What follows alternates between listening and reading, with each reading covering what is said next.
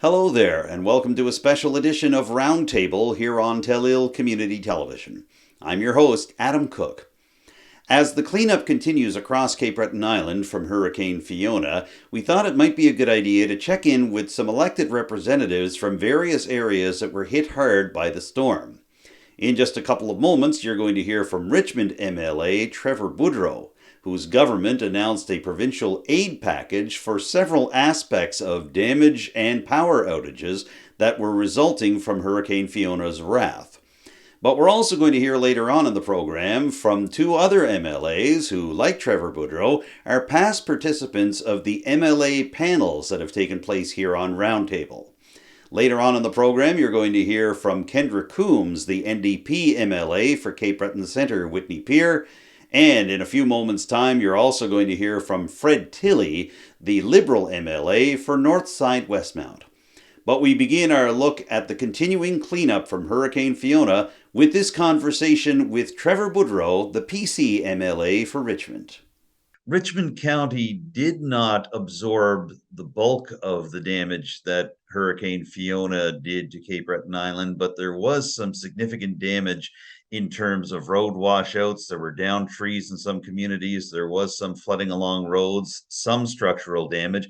Overall, what were your thoughts on what was happening and where it goes from here? I think it's important to note this was a significant storm impacting a whole number of Nova Scotians and people from all over the Maritimes and Atlantic Canada, for that matter. And certainly, it appears that Richmond County has kind of escaped it with less damage than others. But don't kid yourself. There are certainly people who have felt the effects of it, whether it's flooded basements, a couple of homes that had roof damage and roofs ripped off, and certainly infrastructure damage to roads and other places here in Richmond County. So we felt the effects, but certainly not to the extent as other places close by.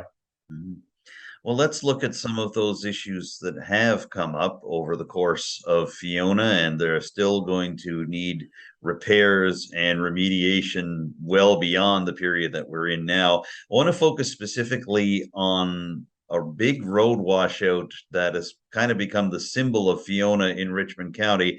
We've all seen the pictures. St. George's Channel vehicle wound up at the bottom of that chasm. Fortunately, nobody was hurt.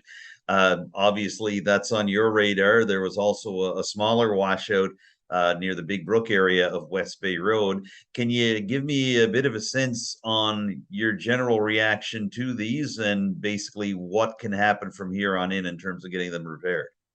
Yeah, I thanks, Adam. I don't know about you, but I remember, on Saturday morning waking up, and one of the first things on social media I saw was that picture of I think it was a Toyota Tundra into that washed out culvert. And Yes. certainly when you look at it, you're saying, how did somebody get out and walk out of there? And certainly very glad that nobody was significantly hurt. But we were, with that being the first thing I saw, I expected a great deal of damage on the roads to be seen across Richmond. But luckily for us, I think, as you mentioned, that was one full washout. There was also a full washout in Oban as well on Morrison Road, and some other places where certainly the water came over the road, and there's some significant washout on the sides of roads in places. And so I've been in contact with the department even before the storm. I mean, the area manager, Sean O'Connor, and I were talking, early before the storm and during the storm and since. So, I was able to share a post with some discussions I had with Sean about how we're going to sort out some of these bigger issues and some timelines for those issues. So certainly washouts where people have detours that are significant are important things to get done as quickly as possible and as safely as possible. So the moves that are happening hopefully this week and into the coming few weeks will remediate those areas and certainly get those ones back up and running to the best of their ability to make sure people can travel to and from safely. But with that being said, I'm sure we'll as we come along, there's probably some places that we'll find more damage later on, or where places where things are softer or a little more fragile going into the winter. And so, I think my discussions with the department were saying, let's make sure we're on top of those things and watching for those vulnerabilities throughout the year, because sometimes these weaken areas that could have had some problems later too. Certainly so. I'm curious as well, Trevor. We're 9 days out from Fiona's main day of wreckage through Cape Breton Island, that being Saturday, of course, even though there were effects felt through the weekend.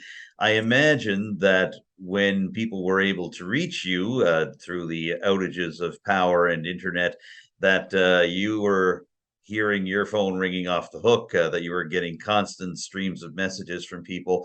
What have people been reaching out to you about? Obviously, these roads that we've just discussed, but what else have you been hearing on the ground? People are really, there's a couple of different things. People are trying to be helpful and informative. So if they see something, so we've encouraged people that if you see a washout or if you see something with infrastructure in the county that could impact people's ability to travel safely, let us know. People have been reaching out with questions and concerns about some of their own personal challenges that they're having. So whether it's flooded basements or shingles off roof or leaks, that sort of thing. We're getting lots of calls in terms of how the government can help. And the premier announced some relief for different groups of people over that will be available through online, but also in our office. So our office has been getting a lot of calls in terms of the programs that we do have available for people for relief. So it's been a very busy week in terms of phone calls and emails for that. And our goal is to make sure we get the information to people. We help people that need help filling out those applications, but also, making sure that people are informed so that they know what are their options as well. Mhm. Now, I don't want you to recite the full list of supports that have been made available by the provincial government, but I'm wondering, Trevor, if there are one or two that you'd really like to highlight that perhaps people might not be aware of. Are there any specific highlights from the supports being available that you'd like to shine a spotlight on? Well, I think the ones that, in terms of the people of Richmond County, I think there's a couple that are quite helpful for many people. Anybody who lost power for up to 48 hours or for 48 hours can apply for $100 for the cost of spoiled food. So that one would be very useful for anybody that lost power over 48 hours. Anybody who had to have any tree removal, any tree damage, it's basically $250 to help with that cost. As you may know, or you probably absolutely know, we have a seniors care grant that started last year. It was originally $500. There was an extra $250 added for home heating, but then there's an additional $250 on top of that for the Fiona relief for the seniors care grant. If you've applied for the seniors care grant and you received it, you don't have to apply again. So this is a good news story for people. You don't have to reapply. And then for anybody on disability supports or income and assistance, there's programs there. Certainly there's support for people who can't return to their homes, and I know we have several of those in Richmond County. Not as many as probably in other places in the province, but we certainly have them. And that funds are going through the Red Cross for $1,000. And then really the big one for people who had significant damage that was uninsurable. So if you don't have if you have insurance and your insurance covers a certain portion but doesn't cover other components, then this relief is there for you as well. We're looking into the details of that a bit more as well. There are some other possibilities with that. So if people have questions, sometimes I don't have all the answers and we're trying to figure them out, but certainly reach out to us if you think you may be available or may be able to apply for that relief. Don't be afraid to ask. The worst thing we can say is we'll look into it and no, we can't, or maybe we look into it and we find out that we can help you. So I would encourage people, whether or not you know or you think you know, just reach out to our office and we can help navigate that. All right. Well, we'll certainly do our part to connect people to your office and to the provincial offices and applications as well. Last question to you, Trevor. And we've seen the impact both here in Richmond County and in particular in the CBRM along the Cabot Trail, communities like Antigonish, New Glasgow, Pictou County, Truro, and of course the urban centers, Halifax, Dartmouth. There's a real sense of beaten but not broken for the parts of Nova Scotia that experienced Fiona. So I just wonder, what do you as a representative take away from all of this? And what do you and your family take away from all of this? Well, look, I mean, it's no secret. I think the rest of Canada knows, and hopefully the rest of the world knows. We're a resilient bunch here in Nova Scotia, and we're very resourceful. We're very supportive of each other. We're very cooperative in nature, and so when an event like this happens, we do our best to support the people most affected, and even the people most affected are out there trying to help the other people who are just as affected. And so, like it does show that resilience. It does show that we do care as a group, and that we as a province, and certainly Atlantic Canada for that matter. And so I was down driving on the St. Peter's Horseshoe Road to check out some of the damage there last week, and drive by 3 different utility trucks, all from 3 different provinces, one from Quebec, one from New Brunswick, and one from Nova Scotia. So just the help that we've been getting, I mean, it's been incredible, and we're very thankful to our neighbors for helping us. And I think what you can take out of it is we're all in this together, and we want to support each other. So that's what we do around here. Very much so. Very much so. All right, we've covered a lot of ground in a short time, Trevor, as I thought we might. Did you want to add anything else about all this just before we wrap up? No, I just want to thank. I do want to thank the residents of Richmond for their patience in all of this. I know when you lose power, or you have significant damage, and you're anxious and you're stressed, it's easy to become frustrated. But as a group, and as a community, and as a region, we've done really well to kind of do what we need to do to get through it. And like I said, we're very grateful to the frontline workers, those linesmen and people for getting us up and going again. So thank you to all of those who've been out there on the front lines. Thank you to those people who've been volunteering in those community centers. I know a lot of our volunteer fire departments opened up so that people had a place to go. I mean, the list goes on. And so you're always going to forget somebody, and I'm sure I have, but again, it takes a village, right? And certainly that's what we're lucky that we have here, is we have a community that cares, and it shows. So thank you to everybody. Well, with 22 different comfort centers opened around Richmond County at the height of Fiona, we're certainly seeing caring communities and caring villages coming together. So we appreciate you contributing to the discussion and to the cleanup effort as well, Trevor, by giving us some time today. Thank you so much for joining me on Tellil today. Thank you for having me, Adam. We continue our conversation with Cape Breton MLAs about the impacts of Hurricane Fiona with this chat with Fred Tilley. Not only is he the caucus chair for the Provincial Liberal Party, but he's also the Liberal MLA for Northside-Westmount, a constituency that was one of the hardest hit in terms of hurricane damage. I know that your riding, North Sydney, and some of the parts of the Sydney area were some of the hardest hit by Hurricane Fiona. Can you describe what the situation was like for you and your constituents on the ground there as the storm was passing through in the immediate aftermath?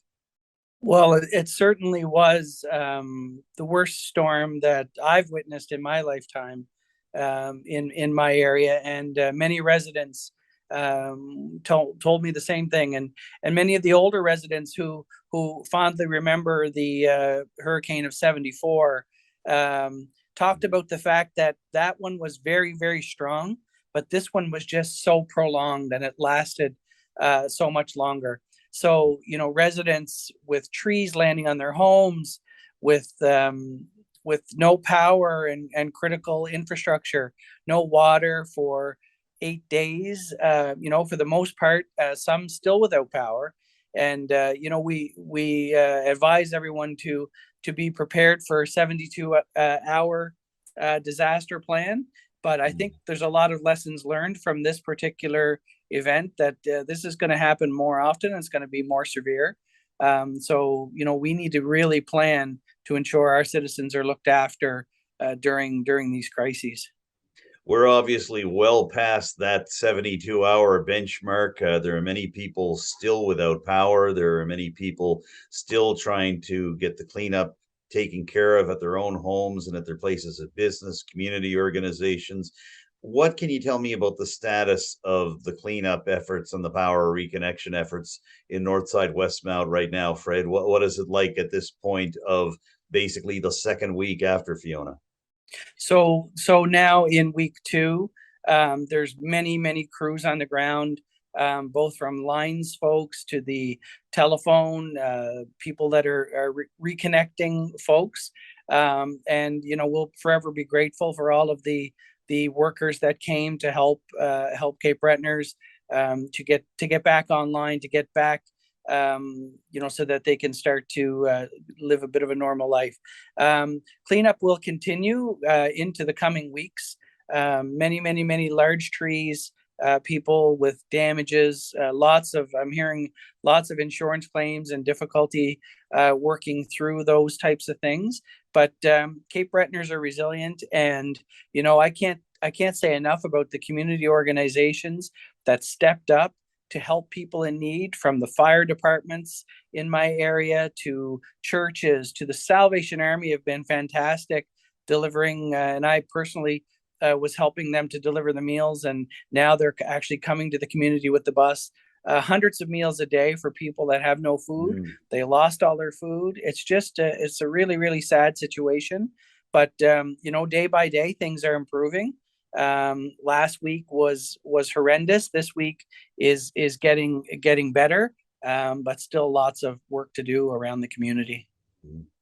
What can you tell me, Fred, about the community response, and in particular, you mentioned getting the meals out. What are some of the more striking moments for you as you're seeing how people are reacting to the help that's being given at this stage?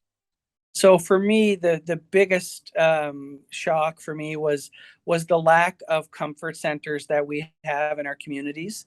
For the entire Northside-Westmount district, there was one comfort center at the Coast Guard College and one in North Sydney. And my riding is very large. There's a lot of people in my riding that don't have the means to travel. A, they don't have vehicles. B, they have low incomes. And C, there was no gas available to travel. So people, stories of people going 2 and 3 days without food. Local volunteers and organizations, while upset that we didn't have these centers provided for us, they stepped up in this time of need and opened a shelter in Florence, opened in Sydney Mines at the fire department food bank, people just coming together to get people those things in need. And people were so grateful as the Salvation Army, Community Cares, the parishes, all providing food for people. It was so heartwarming to watch, and people were just so appreciative of that help at that particular time. Yeah. You mentioned that many people in your riding now trying to figure out how they can get assistance, how they can get help from their insurance companies as well. We have a very pronounced case in Richmond County in Isle Madame where a couple has lost their home partly because they didn't have insurance, so they're now trying to figure out ways to raise the money on their own. Are you having situations like that, that there are some constituents of yours that don't have insurance and now need other help? Absolutely. So we're seeing so many of those stories. Insurance has climbed so high. Maybe there's a one person living in the home and their partner has passed away on one income. They couldn't afford the insurance. They had to let the insurance go. And now they have a bill of thousands of dollars to repair a roof or, to have trees removed. And they just don't have insurance to help them with that. It is heartbreaking. So we've been helping folks to navigate the disaster relief forms and helping them to get in the system through the Red Cross to hopefully get some sort of compensation to help them rebuild. Now, we're in a position where we actually have 2 levels of assistance now being offered. Premier Houston unveiled his government's step-by-step plan for people to be able to recoup some of their losses last week. Just yesterday, the Prime Minister Justin Trudeau unveiled a $300 million hurricane relief package for Hurricane Fiona victims. Your thoughts on each of these, Fred? Basically, what do you see here that could help people along in the short and long term? Well, look, I think anytime that we can get funding and relief on the ground is going to be so important. But the speed of that and the way we're able to help people access those funds is going to be very important. So while people are, getting some funding, they're very concerned, and I'll give you a couple examples. With the provincial package, the $100 for food, really a lot of people are saying that that is just terrible, that they can't even fill one shelf in their fridge for $100. I firmly believe that amount should have been significantly higher. In the $500 range per household would have been more sufficient. The idea that they're going to give $250 for downed trees. I'm not sure if the provincial government has ever had downed trees in their yard and try to get a quote to get those removed. Is significantly more than $250, and the $250 requires a receipt. So many people are just having neighbors and others and using gas and food to help people so that they can pull those trees down. That $250 would have gone a long way to help get that transported, but they can't access it without receipts, which is absolutely ridiculous. And adding bureaucracy to that. It should have just been an automatic piece. Provide pictures of the trees downed in your yard. Here's your $250. Like, it would have been so simple to help people with that. So I think there's a lot of work to be done in that package, and the government needs to go back and relook at that and try and get some more money in the hands of Nova Scotians. And just for clarification, helpful to know that these are two of the provincially announced measures. And we have been hearing as well from some folks that in order to be able to qualify for this relief, they must be using a licensed tree remover, a licensed laborers, licensed folks to be able to do all that. So that adds one extra step for them to take care of. So like you say, providing the receipts, trying to go through all the paperwork, not always easy for people to do that. Not only that, Adam, and again, I'll go back and ask the Premier if he's tried to find a professional arborist right now to actually come to your property and do that work. They are so busy doing provincial work and getting the trees off power lines and dealing with that they don't have the time or the resources to go and do this residential work. Where do we go from here, and what outlook do you have based on what you've seen already? Are you optimistic about the folks in your community being able to be reconnected and being able to have their trees picked up? What's your sense on what this is going to take over the days and weeks to come? Well, I think it's going to be one step at a time. Absolutely. I am optimistic that we as Cape Bretoners will get this cleaned up, but there's also a lot of work to do for the future. And when we look at organizations and comfort centers, the government has announced $2 million for generators for organizations. I think that should be at least doubled. We need to get generators in the hands of food banks. The food bank in my community didn't have a generator, almost lost their food. We did manage to find them generator, but to have that peace of mind for all of those organizations and which actually sustain our citizens during times of need, I think there's a lot of work to do within communities. And I know I've been speaking with a lot of folks in my community, and people are gung-ho and ready to start that work. All right. Well, we'll hope for the best there. Just as we wind things down here, Fred Tilley, what's your biggest takeaway from all of this? What will you, both as an elected official and just a resident of the community, remember the most from this storm? I think as a resident and an elected member, I will remember the resiliency and the compassion that I saw from many people in our community, especially with regards to seniors and children, and trying to make sure that they were getting food, having someone to speak with, having a sense of hope. That feeling in the community really was what got a lot of people through, knowing that there were people there, people cared, and people were willing to help and get things on the ground. Well, we're glad to hear that, and we know this is a long road. We wish you and your constituents in Northside-Westmount well. And in the meantime, Fred Tilley, thank you so much for giving me a few minutes here to talk about it here on Tellil Community Television today. Thanks so much, Adam. Much appreciated. Talk to you soon. Not only were trees downed and power lines cut through much of MLA Kendra Coombes' riding of Cape Breton Centre-Whitney Pier, but several people in her riding were unable to leave the Whitney Pier area because of how trees had fallen across the main roads and flood damage had persisted in other areas. Here's my conversation with NDP MLA Kendra Coombes right now. I want to get right to the point in terms of you yourself, both as a person and as an MLA. How are you holding up through all of this? I think better than most people who, suffered, loss of you can't really complain about loss of power for 10 days when other people have lost their homes, right? But people have lost so much, lost their food, lost, had damage done that, lost vehicles, and so much damage was done. So personally, I'm tired. I stayed up during the whole storm and, watched my windows, my big picture window rattle, hearing my house creak, repeating to myself, kids bag keys car, because I was so scared that the window wasn't going to hold or one of the trees in my yard were going to fall through.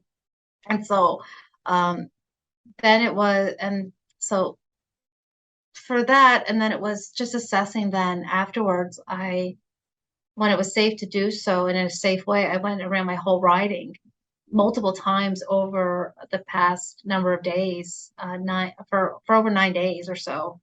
I went around my riding, checking various areas of it from reserve mines to Whitney Pier and everywhere in between, just to get a sense of the damage and talk to constituents who were badly impacted. And I got to hear a lot of their stories, losing their roofs and having to evacuate their homes unexpectedly, not knowing if they're going to get to go home. They're being trapped in their home because trees fell at their doorsteps and that. Mm-hmm. And so, you're taking all that in and you're trying to help them get through what is a very difficult situation for them. And I think most people in my riding and Cape Breton and all those who are impacted haven't really had a chance to digest just what happened. I mean, people say, oh, it was a storm, but people were watching their roofs come apart.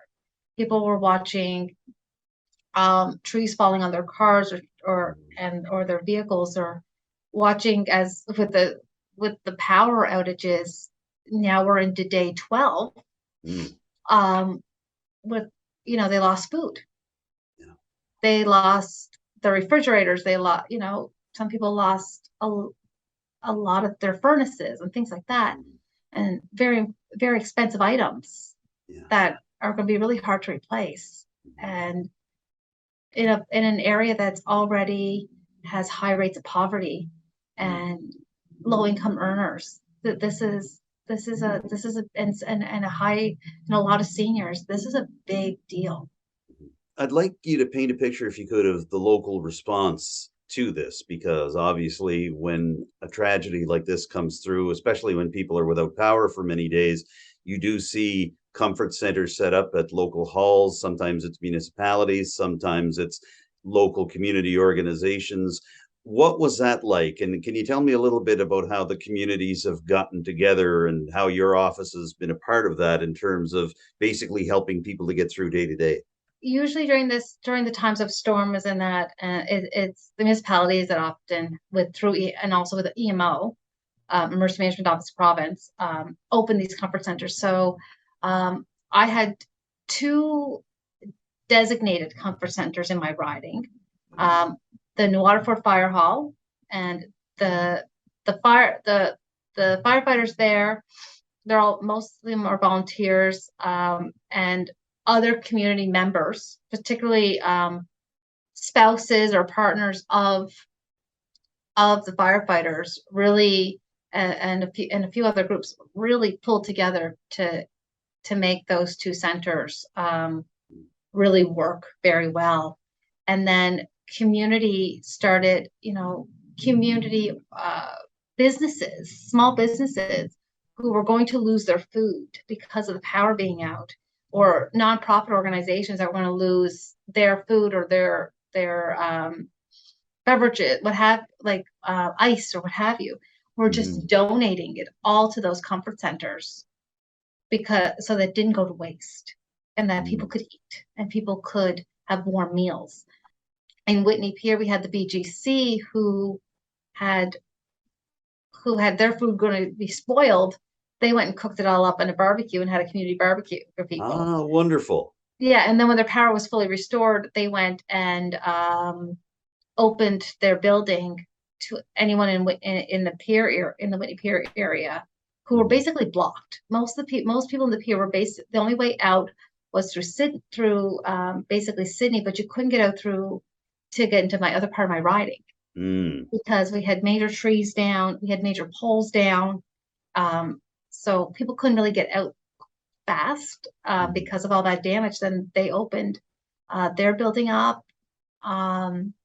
The reserve mines, seniors and pensioners were whipping up food. One day I was driving through reserve mines just to get a picture of the ID and check on my office as well, and I noticed that their door was open and there was cars on. Oh no, what kind of damage did they sustain? And I walked in very hesitantly, and there was a lineup of sandwich makers. Oh. In New Waterford, we found a lot. When I went in, the Interact Club there were helping with food. The Army and Navy were helping, and Air Force were helping. International students were volunteering. In fact, I heard a story about one of the international students had to be basically fired so that they would go home and sleep. Oh my goodness! They sent them home. They sent them home because they were going. They said, you need to go and rest because they were just kept doing for the community. That driving the point home for sure. While we're speaking about the idea of down trees and down power lines as well, I have heard the argument for subsea cables or underground cables for Nova Scotia Power and for the electricity grid surface. Is that something that you or your party would be looking for in the future, or is it too early to have that discussion? Well, I don't think you cut anything out. I think you need to take a look at everything that you can possibly do to eliminate these long-term power outages and damages. So I don't say no to anything. I want to look at it. I want to look at everything you can bring me to make for lessons learned in this situation and to improve. I'm all ears to listen. What do you take away from all of this? What do you think are some of the most important lessons you've learned, not only about the storm itself and the aftermath, but also just from your constituents as you've been talking to them? What do you take away from all this? One of the first things I take is, besides what I've said previously, I would also say that people don't know what 72 hours looks like. To prep. When they say prepare for 72 hours, they don't really have an idea of what does 72 hours or on your own for those days looks like. How much food for a single person to a family of 5? What does that actually look like in preparation? Yeah. We need to look at that. What happens when you become displaced from your home? We really need an action plan from EMO about and community service about what occurs for those who are living rough and who are homeless. What does that look like, and how do we coordinate those responses? Now, people stepped up and took control, but we kind of really need a solid plan that people know this is what 72 hours prep looks like. We also need to look at our phone services. There was one day I could only get cell service outside the Reserve Mines Fire Hall, literally outside the door. If I walked 2 feet from their door, I lost service. Oh my goodness. So we need to look at our telecommunications Mm. and have them firmly at the table so that we don't lose cell service in an emergency, that people can't call out to 911 or call their families. And sending information through Facebook and Twitter is fantastic. But when people and our emergency alert, but when people don't actually are able to use phones, Mm. you know, we need to look at the telecommunications piece on it. These are some things that we need to take away. Do we have all the answers right now? No, but we need to take the biggest concerns people had, the biggest troubles people had, and really come up with action plans and items on it, as well as ways of, once we have that, informing people this is what 72 hours prep looks like. This is, on my Facebook, I was constantly putting out the numbers of, these are the numbers you need to call for these situations. Mm-hmm.